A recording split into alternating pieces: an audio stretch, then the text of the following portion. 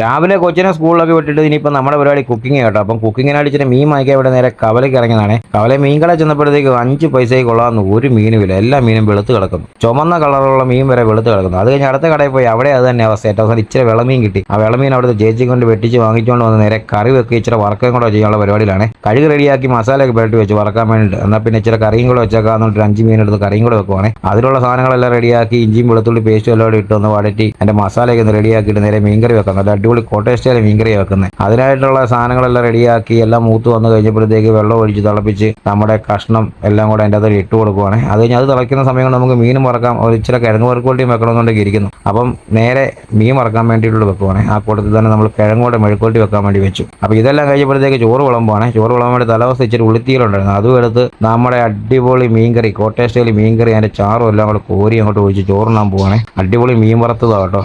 അപ്പോൾ മീൻ വറുത്തെന്ന് പറഞ്ഞാൽ എനിക്ക് ഭയങ്കര ഇഷ്ടം. കിളിമീൻ ഏറ്റവും ഇഷ്ടം. അതും ആ കിഴങ്ങ് മെഴുക്കുവരട്ടി എല്ലാം കൂടെ എടുത്തുകൊണ്ട് നേരെ ചോറുണ്ണാൻ വേണ്ടി നേരെ പോയി ടിവിയുടെ മുന്നിലോട്ടിരുന്നേ.